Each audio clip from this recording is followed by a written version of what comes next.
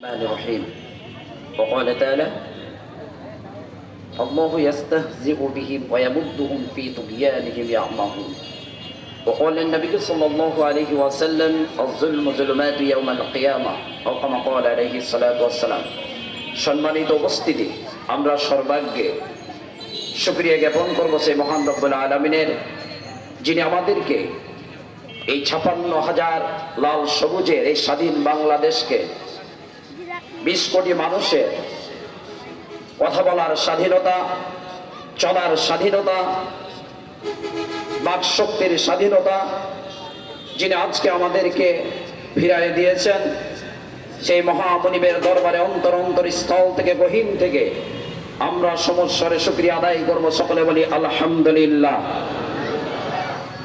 অতঃপর প্রাণ খুলে সালাত ও সালাম পেশ করছি বিশ্বনবীর শাহে মদিনায়, যে বিশ্বনবী আল ইসলামকে পৃথিবীর বুকে প্রতিষ্ঠিত করতে গিয়ে তায়েফের ময়দানে বুকের তাজা রক্ত ঝরিয়েছেন, উহুদ খন্দকের ময়দানে দান মোবারক শাহাদাত বরণ করেছেন, শিয়াবে আবি তালেবের পাহাড়ি নামক জেলখানায় সুদীর্ঘ ৩টি বছর অত্যন্ত মানবেতর জীবনযাপন করেছেন। শুধু তাই নয়, মক্কার কাফের মুশরিক বেঈমান মুনাফিকদের অসংখ্য নির্যাতনের শিকার হয়ে নিজ জন্মভূমি মাতৃভূমি ছাড়তে যিনি বাধ্য হয়েছেন, সেই রাসূলের প্রতি আমরা অন্তর খুলে সালাতু সালাম পেশ করছি। সকলে বলি সাল্লাল্লাহু আলাইহি ওয়াসাল্লাম। সম্মানিত উপস্থিতি, আমরা সকলে অবগত আছি শুধুমাত্র একটি জেলখানার মধ্যে সীমাবদ্ধ নয়, আমাদের এই বাংলাদেশ ৫৬,০০০ বর্গ মাইলের এই বাংলাদেশ পুরোটাকে জেলখানায় পরিণত করা হয়েছিল, ঠিক কিনা? কিন্তু তারা বুঝতে পারে নাই যে বাংলাদেশের জমিনে আমরা কোনো ভুয়া জাতির পিতার সন্তান নয়, আমরা হচ্ছি সেই চলন্ত অগ্নিকুণ্ডে ইব্রাহিম আলাইহিস সালাম জাতির পিতার সন্তান। এই পৃথিবীর জমিনে যদি কোন স্বৈরাচার জালেম এবং ডাইনি সরকার জগৎ হয়ে বসে থাকে, তাহলে আমাদের তরুণ জগৎ সন্তানেরা জানে এই ডাইনি সরকারকে, এই জুলুমবাজকে পৃথিবী থেকে উৎখাত করে সত্য কিভাবে প্রতিষ্ঠিত করতে হয়। সম্মানিত উপস্থিতি, আপনারা হয়তো অবগত আছেন, এই জালেম সরকার শুধু এমনি চলে যায় নাই। আমার খেটে খাওয়া মেহনতি ভ্যানওয়ালা, রিক্সাওয়ালা, ঠেলাওয়ালা, আমার কৃষক ভাইয়েরা সারাদিন 24 আওয়ার 24টি ঘন্টা মাথার ঘাম পায়ে ফেলে যে সম্পদ উপার্জন করে, এই সম্পদের ভিতরে ট্যাক্স আর ভ্যাট বসিয়ে যে অর্থ উপার্জন করেছে, সবগুলিকে তারা এইভাবে দুর্নীতি করে বিদেশে সব পাচার করে দিয়েছে। বর্তমান সরকারের তথ্য অনুযায়ী বাংলাদেশে এখন আমি আপনার উপরে প্রায় 93.3 বিলিয়ন মার্কিন ডলার আমাদের উপরে ঋণ চেপে বসে আছে। প্রায় বাংলাদেশের অর্থের হিসাব হয় 19 লক্ষ কোটি টাকা। এই পরিমাণ বিদেশ থেকে ঋণ নিয়ে আমাদের ঘাড়ের উপরে চেপে দিয়ে চলে গিয়েছে। আর এই স্বৈরাচার জালেম, এই ডাইনি সরকারের মন্ত্রী, এমপি এবং জঘন্য নেতারা বাংলাদেশের সম্পদ দ্বারা লুটপাট করে বিদেশে পাচার করেছে 94.1 বিলিয়ন মার্কিন ডলার, যেটা বাংলাদেশের হিসাবে আজ থেকে আপনাদের যে ডাইনি 16 বছর ধরে একটা মেট্রো রেল, একটা হচ্ছে স্যাটেলাইট, একটা হচ্ছে কি পদ্মা সেতু, এই ধোঁকাবাজি দিয়ে দিয়ে দিয়ে দিয়ে অপকর্ম করে যখন এই অপকর্ম প্রিন্ট মিডিয়া, বিভিন্ন মিডিয়ার মাধ্যমে যখন প্রকাশ ঘটে, তখন বলে এরা হচ্ছে হেফাজতি, এরা হচ্ছে জামাতি, এরা হচ্ছে শিবির। বাংলাদেশের সবচেয়ে সুসংগঠিত এবং সবচেয়ে সুপরিচিত সংগঠনের উপরে ট্যাগ লাগায়া ক্ষমতায় থাকার অপচেষ্টা চালিয়ে গিয়েছে তারা।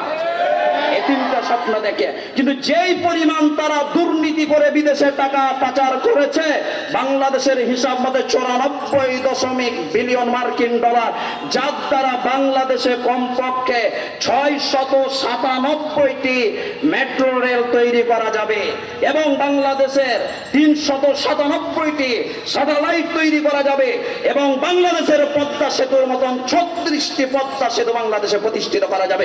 এই সমপরিমাণ সম্পদ তারা লুট করে বিদেশে পাচার করে দিয়েছে। এইটাই নি সরকার। আজকে কি অবস্থা?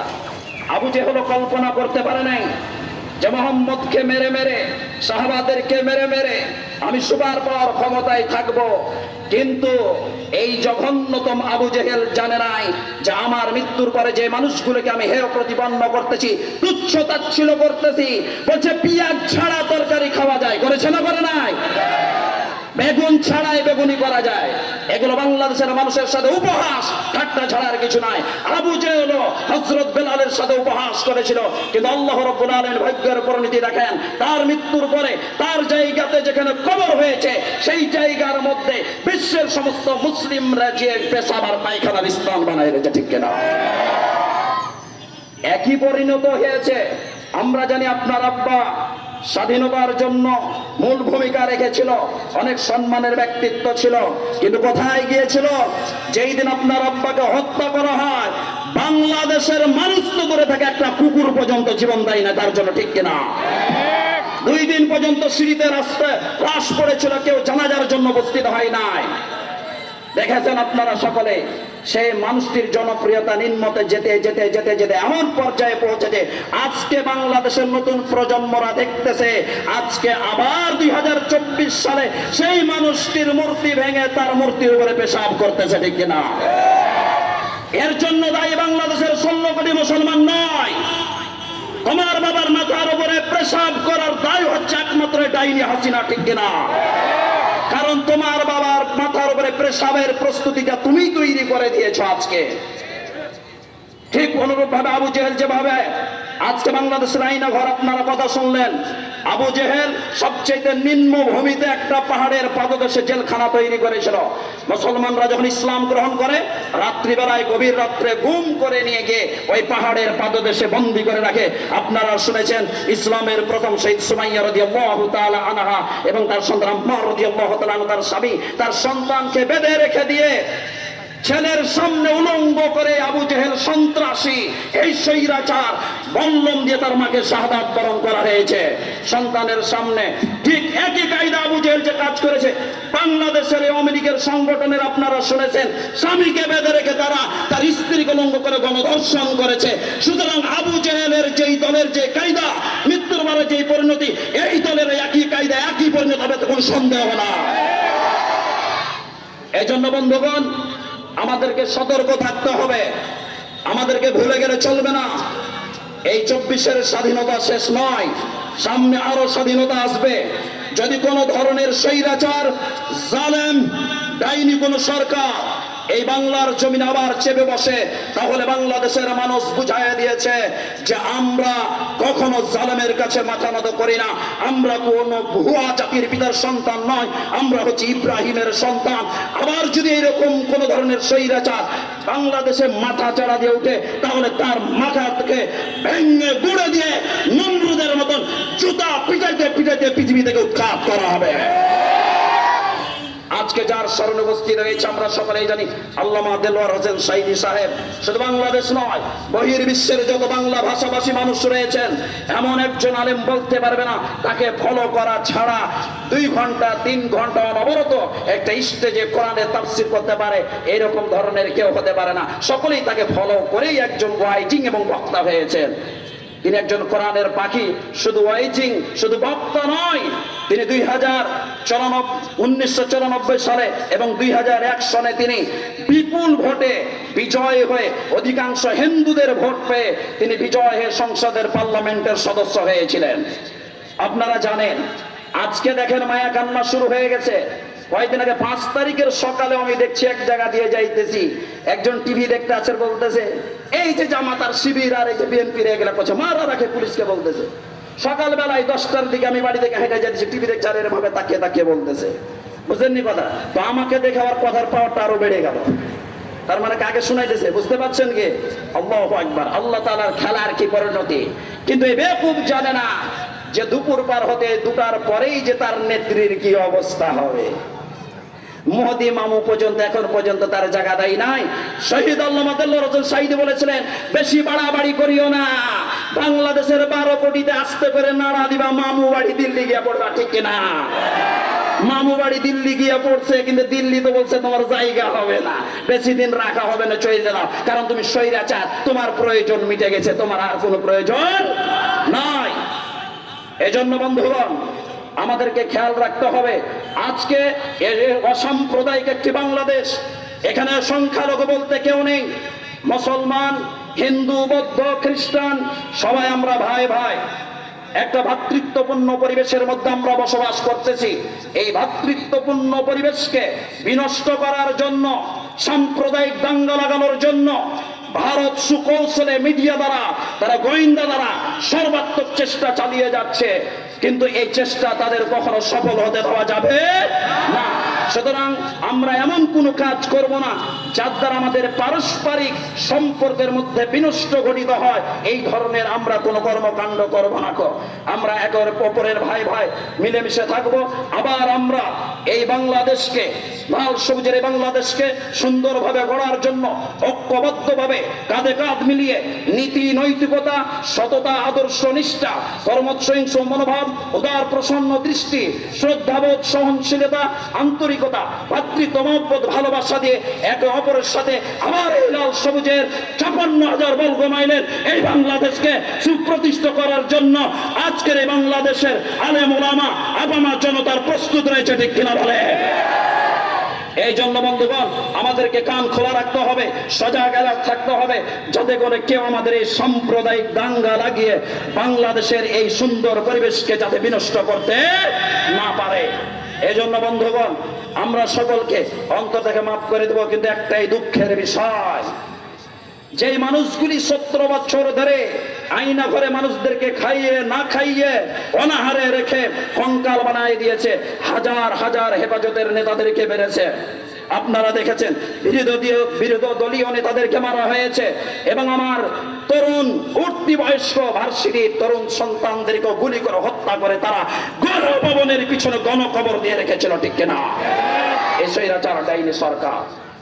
এজন্য আমাদেরকে সতর্ক থাকতে হবে যেন এই ধরনের পুনরাবৃত্তি সরকার যেন আমাদের কাঁধে আর চেপে না বসে।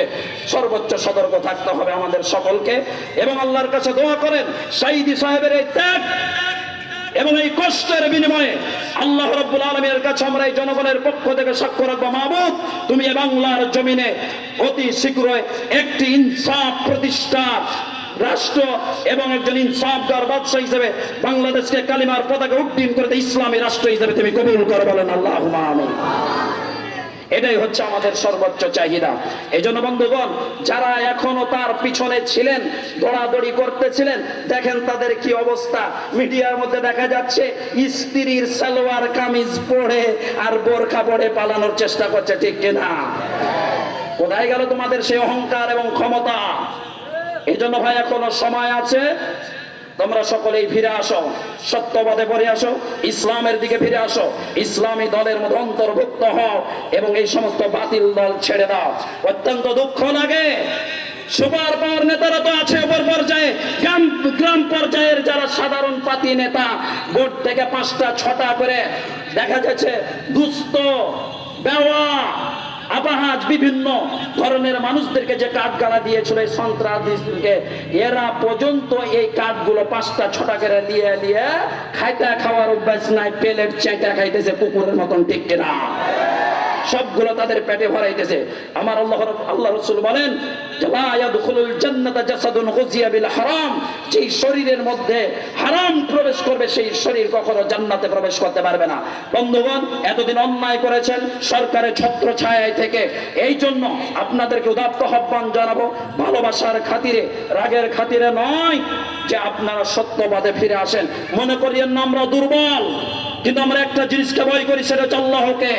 যখন আলী রাদিয়াল্লাহু তাআলা যুদ্ধের ময়দানে যুদ্ধ করতেছেন, কাফের যখন তার মুখে থুতু ছিটাইয়া দিলেন, আলী রাদিয়াল্লাহু তাআলা চিন্তিত হয়ে গেলেন যে এতক্ষণ যুদ্ধ করছিলাম আল্লাহর জন্য, এখন কি আমার যুদ্ধটা থুতুর কারণে হয়ে যায় কিনা, আল্লাহর দরবারে আমাকে জবাবদিহি করতে হবে। এজন্য আমরা 17 বছর মাজলুম ছিলাম। আমাদের ভয় লাগে হয়তো কোনো মানুষকে আঘাত করতে যে আবার আমরা জালেম হয়ে যাব কিনা, কিন্তু মনে করিও না আমরা দুর্বল। আমরা সেই খালেদ বিন ওয়ালিদের উত্তরসূরি 3000 সৈন্য নিয়ে পৃথিবীর সুপার পাওয়ার রোমকে যেমন পৃথিবী থেকে ধ্বংস করে দিয়েছে, আমরাও মুসলমান মুজাহিদ অল্পতেই সমস্ত বাতিলকে ধ্বংস করতে আমরা প্রস্তুত আছি ইনশাআল্লাহ। এজন্য মহান আল্লাহ রাব্বুল আলামিন আল্লামা দেলোয়ার হোসেন সাইদি সাহেব সহ বিরোধী দলীয় যত নেতা কর্মী সত্য কণ্ঠ উচ্চারিত করতে গিয়ে শাহাদাত বরণ করেছেন। আমার কলেজ ভার্সিটির তরুণ ভাইরা আবু সাইদ সহ যারা শাহাদাত বরণ করেছেন, আল্লাহ রাব্বুল আলামিন তাদের এই ত্যাগ, তাদের এই তিতিক্ষা, তাদের এই শাহাদাতকে যেন আল্লাহ তাআলা কবুল করে, সকলে বলে আল্লাহুম্মা আমিন। এবং আল্লাহ তাআলা তাদের রূহটাকে যেন জান্নাতুল ফেরদাউসের মেহমান হিসেবে কবুল করে, সকলে বলে আল্লাহুম্মা আমিন। ওয়া আখিরু দানা আনিল হামদুলিল্লাহি রাব্বিল আলামিন। আসসালামু আলাইকুম ওয়া রাহমাতুল্লাহ।